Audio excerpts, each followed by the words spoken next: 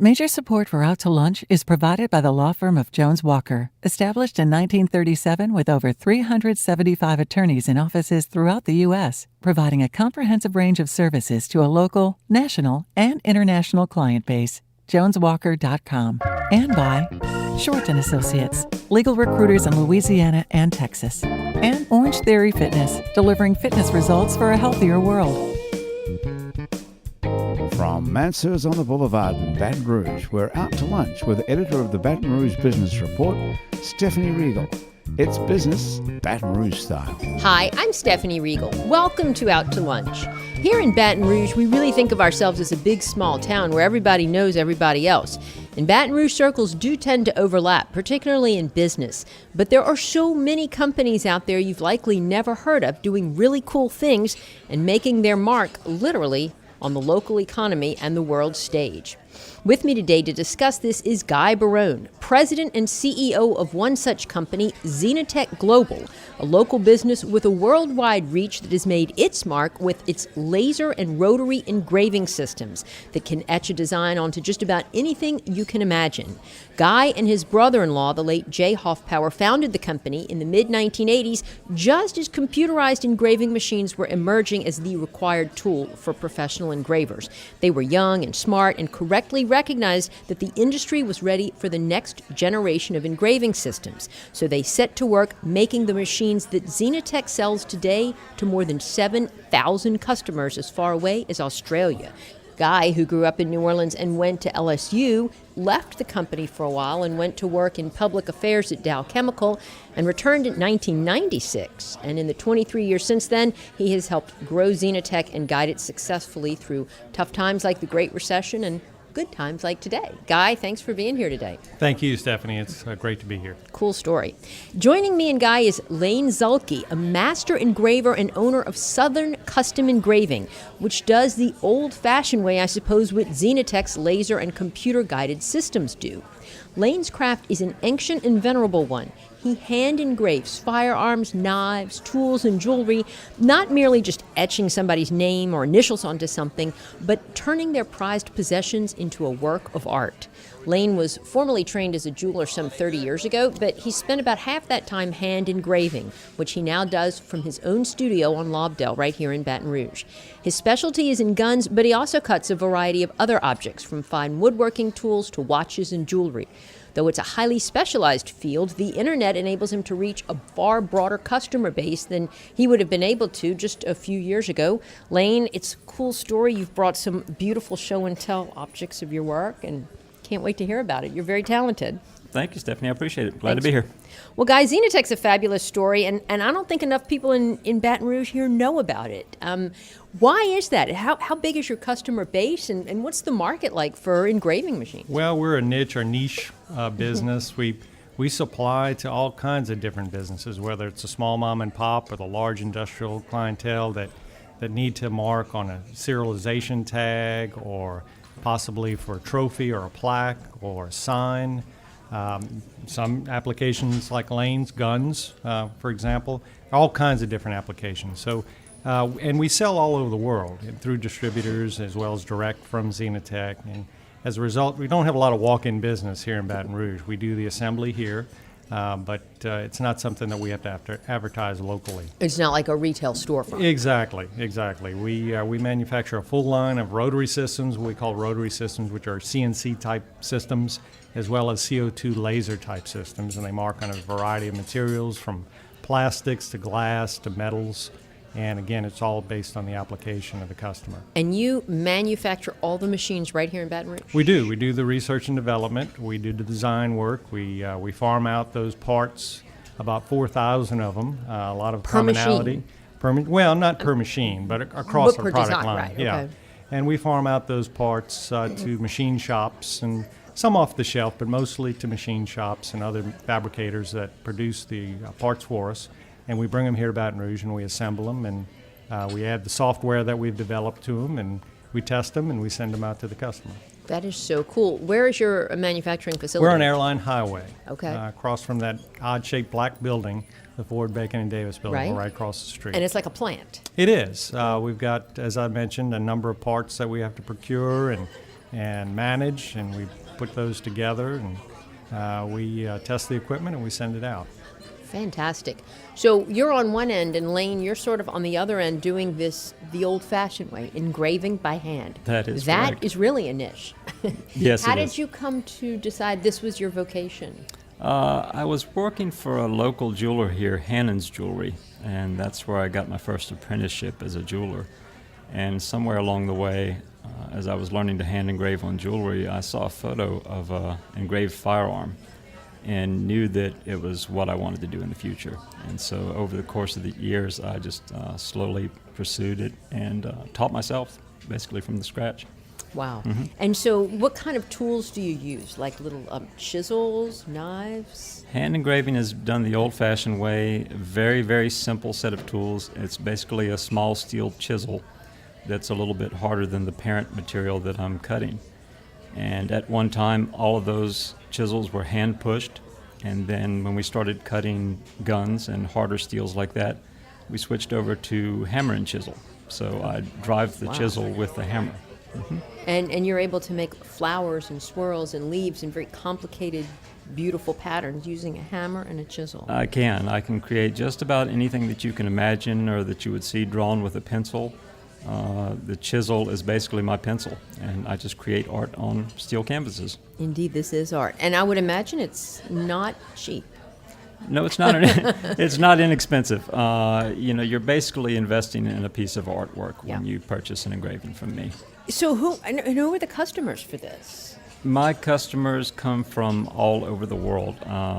A lot like Guy, I don't have a whole lot of local customers. With the advent of social media, my work is, You don't need them. no, I don't anymore. And I get work from all over the world, basically. Much competition for what you do? There's very little competition. In the States right now, there are a total of 50 certified master engravers. I became a certified master engraver 2 years ago, and there just aren't enough of us to keep up with demand. So, Who certifies a master engraver? Who's the accrediting body for engraving by hand? in the United States, we lack a guild system like you have in England, and so in the early 80s, a group of engravers got together and created the Firearm Engravers Guild of America, and they judge the work. Once a year, you're allowed the opportunity to present items for inspection, and they judge the work and certify you as a master. That is so interesting. You love to think of guilds. It's so medieval. Now, Guy, you all are really on the high-tech end, and you all developed the software way back when for your systems, and I suppose that software, no doubt, has continued to evolve over time. Correct. You have software engineers on staff? Correct. You mentioned in your introduction that Jay Hoffpower truly was the mastermind behind the entire company. A brilliant man, was a self-taught programmer, and basically bought one of the first computerized engraving machines from California. He took the machine and decided that he could do more with it than it was currently doing with the software that it had installed on it, and began writing a software package that supplemented what was being sold with the machine. And from there, we encouraged Jay to develop our own machine, and as a result, Xenetech was born. The zenith of technology was born, and the rest is kind of history. Unfortunately, Jay passed away in 2000, which was a significant blow to us, but fortunately, he did have a big impact on the folks that remained, and we have a good culture, and as a result, we continue to develop software and hardware moving forward, and we've got some great machines. So then do you sell direct to dealers or distributors, or how is all your of the what is above. your distribution Channel, yeah, all of the above. We sell direct to our customers. We've got about 7,000 customers worldwide. We sell to those folks because they buy additional equipment. We have distributors that buy our equipment and resell it. We sell to all kinds of different companies, whether it's... Who is a customer? Yeah, it could be a large multinational company that has a manufacturing facility and needs to mark on a part, a serial number or some other type of piece. We sell, for example, Boeing makes a number of pieces that have to be marked if there are a plane crash, and so we sell them equipment. Rolls-Royce makes jet engines, and as a result of that, they have to have parts marked. We sell to them in England. So your customers include Boeing and Rolls-Royce? All types of large, Ford Motor Company, large companies that have industrial facilities that have to mark on parts. But in addition to that, we sell to the mom and pops. Here in Baton Rouge, for example, just around the corner from us, there's a company that has 2 or 3 pieces of our equipment, the Crown Trophy Store. I was going to say, you sell a trophy stop. Yeah, David Searles over there and his folks. And again, there's some others as well. The Gold Star people buy from us. And essentially, they take our equipment and they make trophies and plaques and name tags and engrave on glass and all types of other pieces of material. So we sell to the small mom and pops in addition to the large companies. The military, lots of naval bases and Navy ships, for example, use our equipment on their ships and within their facilities. So. And how many employees here in Baton Rouge? We have about 15 right now. We're down a little bit than we were before, and that's one of the things about our company. We're a small company, but we have to act like a big company. Mm-hmm. We have sales and marketing and tech support. We probably get about 400 calls a week from existing users that need support on how to use the equipment. We have to do customer service, we do procurement, we do production, as we talked about, shipping and receiving and accounting and all those things that a big company has to do, but we have to do it with a small number of people. Yeah, 15's not that many. Yep. Layne, what about you? Do you have employees or are you on your own? I am a one-man show. Okay. Yep. As an artist, I pretty much work alone in a small studio. And you're on Lobdell? I'm on Lobdell near the local library. Mm-hmm. Very nice. And do you have to handle all the shipping and everything? I mean, somebody sends you their precious firearm and... I take care of everything myself. So, yeah, it's, half my time is spent administrative, shipping and receiving, and a lot of time is spent at the bench with a pencil in hand drawing. And then about a third of my time is spent actually cutting. So you sketch it out on paper first with pencil, or? Yeah, I work with pencil. I sometimes work with computer to do layouts, but most of it is spent with an old-fashioned pencil and sketchbook. And were you an artist as a child growing up, and a young person would you sketch for hours on end? I wasn't one of those kids who were sketching comic books when I was young. That's actually the hardest part of my job. The actual cutting and working with the tools is the fun and easy part. For me, sitting down and drawing, that's the hard part. Trying to get what's in my customer's brain out on paper and get it ready to cut onto a firearm. That's the hardest part. Well, that's what I wanted to ask you. Do they tell you what they want, or they give you a vague idea of what they want? Do you have to get them to approve your sketch before you go ahead and break out the chisel? Yeah, it runs the gamut. I've got some customers that come to me and they've got an idea in mind, and I'll refine it for them. Some of them just like me as an artist, and they just want to see what I come up with. So they give me carte blanche to pretty much do what I want with their firearm.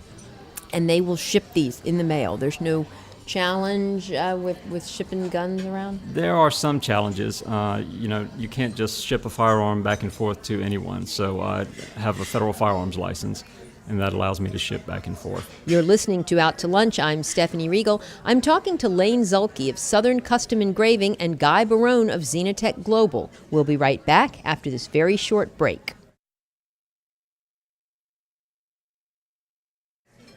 You're listening to Out to Lunch. I'm Stephanie Riegel. I'm talking to Layne Zuelke of Southern Custom Engraving and Guy Barone of Xenetech Global. Guy, you all don't do any actually engraving yourself. You're strictly the machines. Do you demo or? We do demonstrations, of course. If someone has an application that they want to make sure that our product will market properly, they'll send in their piece, and we'll do a little sample for them and send it out to them, and so that they can actually see that was done, maybe do a videotape, or they'll come to our office or go to a distributor's site and do the same thing. But we do not do any engraving. Yeah. We get calls from time to time from folks that want something engraved, and we don't do any of that because that's basically in competition with our customers, and we don't want to get in competition with our customers. So speaking of competition, what is the market like for what you all do, and who else is making machines such as yours out there? Is there a lot of competition? There is a lot of competition. We've got competition on both sides of our product line. On the rotary or CNC, small CNC type,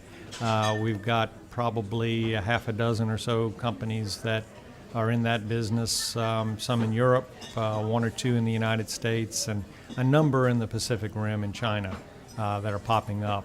Fortunately, I think our technology is still in a little bit ahead, and we still have good, solid equipment that lasts a very long time, probably too long in some cases, but so we still have pretty good advantage over some of those manufacturers that may be less expensive than us. On the laser side, that's probably a faster growth area of our industry, and there are about 2 or 3 different U.S. manufacturers that do a great job that we compete head-to-head with. I still think we've got some good advantages over them from a productivity standpoint, but also, on an international level, that's also an area that a number of manufacturers are popping up and that we're competing against. It seems like it's so easy today just to get online, and even if you need a lot, thousands of something, you could just get it engraved, at least laser engraved, right, from some sort of Chinese house overseas and get it shipped in. Yeah, that's really made the world a lot smaller, and as a result, we have to be competitive. But it's also changed our distribution structure, because it used to be that we had to rely on distributors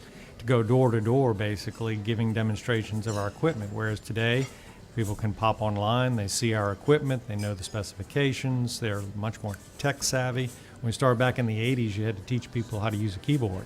Right. Today, it's a lot different. You've got folks that are really advanced in their ability to use technology, and so the training and the curve is much smaller, and as a result, we're able to sell over the phone in many cases or over the internet.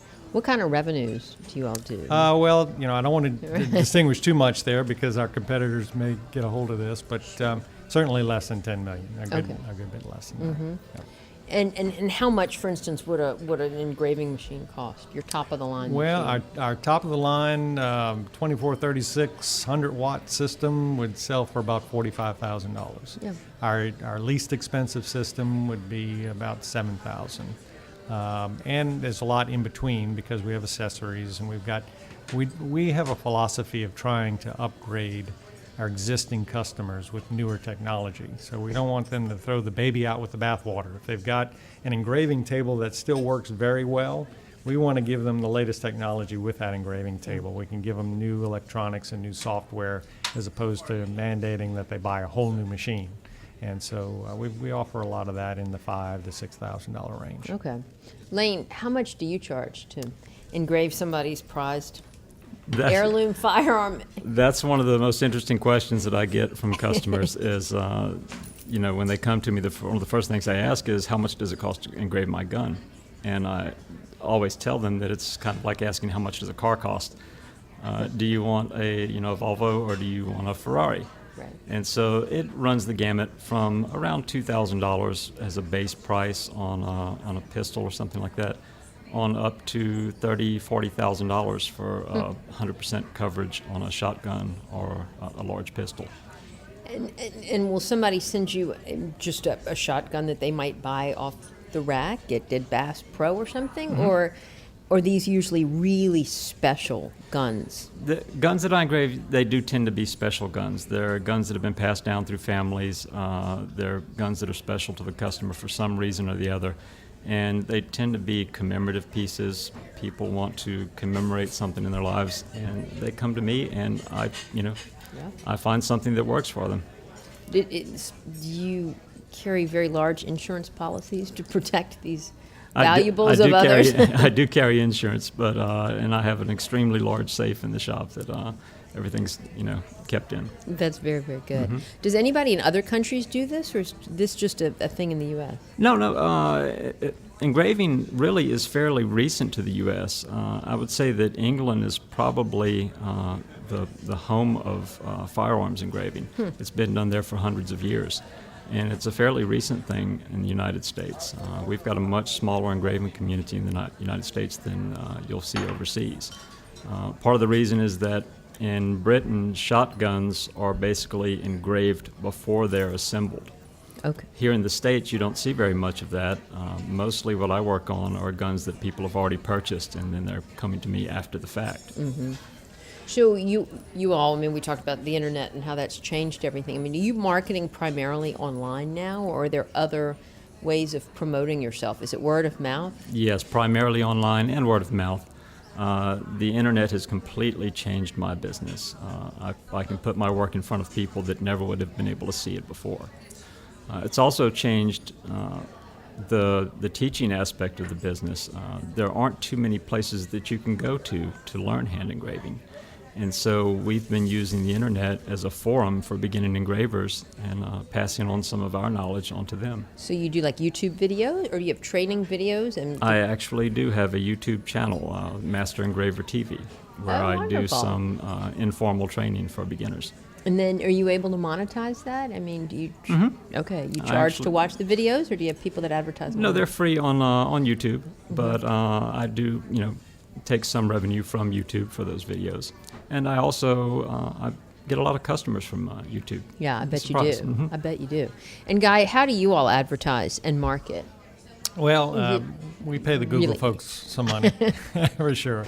Organic hits as well. Yeah. And again, we do trade shows, and we've got distributors. And, to be honest with you, one of our largest markets are existing customers. When they need Sure. additional equipment, they call us. And it's not uncommon for us to get several calls a day from existing customers that need more capacity or need new equipment, et cetera. So those are the primary ways that we sell. Now, can your machines do pretty fancy things like They Layne can. does by Of course, hand? Not again, it's all about the developer with regard to maybe using CorelDRAW or other application software, and how skilled are you at that. And if you can create it on a computer screen, you can engrave it. There's some nuances with Layne's work, of course, with depth and with many different things that would be very difficult to replicate with a computer system. But yeah, there's some really intricate and neat things that you can do with a laser as well as with a rotary system. Lasers definitely fill a need in the industry. Anytime you've got a manufacturer who is trying to produce a pretty shotgun, but doesn't want to spend the money to pay an individual to engrave each one, lasers have come a long way. And some of the engravings that I see these days are almost indistinguishable from hand engraving. Really? It's very impressive to see how far they've come. Are you worried about them? Or they'll Not- never be not able really. to really... Everything that I do tends to be one-off pieces. They're singular pieces of artwork. Whereas with a laser, if you're going to go through the trouble to program the machine to reproduce this piece of artwork, you're going to do it in multiples. So we don't really, step on each other's toes very much. Do you have a lot of repeat customers? I do. I would imagine there might Yeah. be wealthy gun collectors somewhere with a whole case full of beautiful... Absolutely. I've got a number of repeat customers.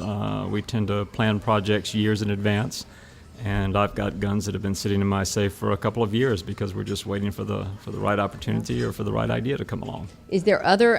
do you draw or make other art? I mean, besides... No, pretty much strictly engraving. Okay. That's it. How is Baton Rouge, y'all, for what you do and for where you're based? Has it been a good place for Xenetech or for you, Layne? Would you be able to do more if you were somewhere else and life just plopped you here, or what? Yeah, life did plop us here, and we don't have any regrets about that. I think there's plenty of talent for what we need within our company. And if we need something else, we can easily get it on a remote basis. We've had several employees that have moved away and continue to work for us on a contract basis.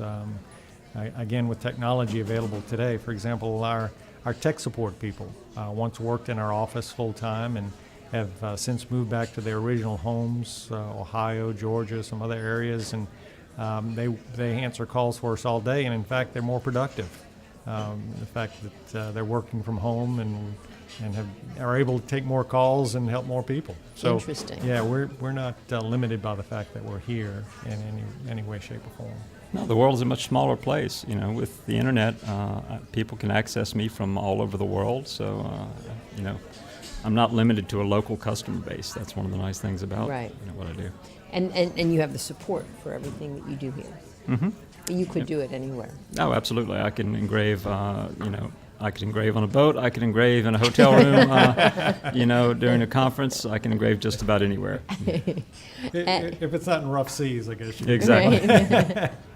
Where do you all see yourselves in 3 to 5 years? What's the future for Xenetech and for your industry, guys? Well, I would love for us to continue to evolve from a development standpoint. I think there's a lot of opportunities from a software end of things, as well as implementing new technologies. There's so many technologies that are tangent to ours, whether it be a YAG laser. Currently we sell CO2 lasers, just to take our existing platform and be able to evolve into some of that other technology, as well as on a software end. One of the things we did was we have a wonderful piece of application software. It's got 6 million lines of code in it, and it's extensive about what you can do with this particular piece of software. But it still doesn't fit every application for every customer. And so as a result of that, we've now developed a print driver that allows you to use any software that you would like to run our system. So that opening of our system has allowed more people to buy and utilize our system. So things like that we'll continue to do and hopefully expand the use. And I'm sure Layne won't probably need to use us, but because he's got such great talent with his artistic ability, but others will to be able to use our systems for their applications. Is there any way y'all can work together? It's kind of interesting. We don't, like I said, we don't step on each other's toes, but I have used drag engravers, pantograph engravers, laser engravers in the past to lay out items before I start cutting them. So it's a handy piece of technology, and they blend pretty well. Interesting. And where do you see yourself going in the? It's kind of funny.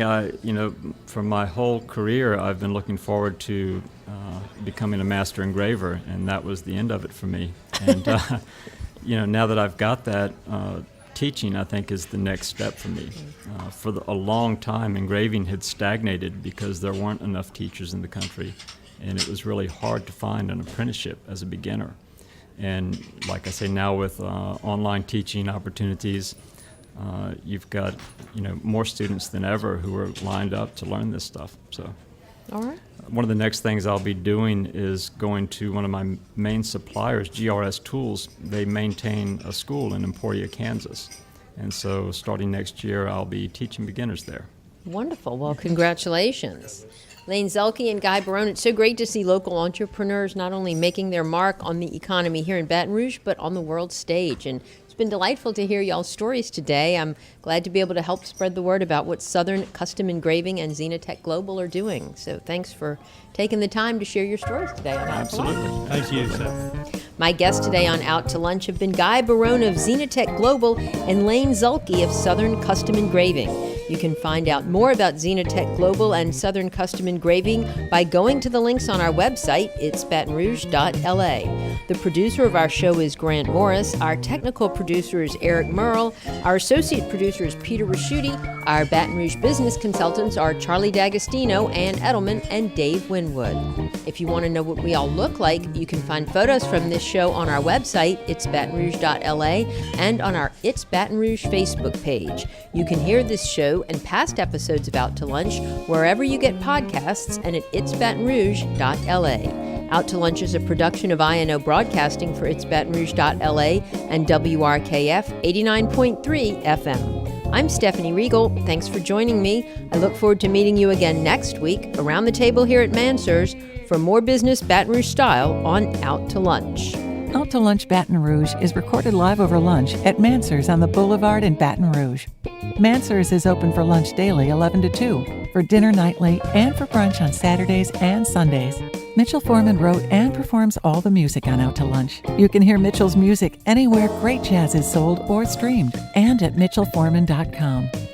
Major support for Out to Lunch is provided by the law firm of Jones Walker, established in 1937 with over 375 attorneys in offices throughout the U.S., providing a comprehensive range of services to a local, national, and international client base. JonesWalker.com. And by Short & Associates, legal recruiters in Louisiana and Texas. And Orange Theory Fitness, delivering fitness results for a healthier world.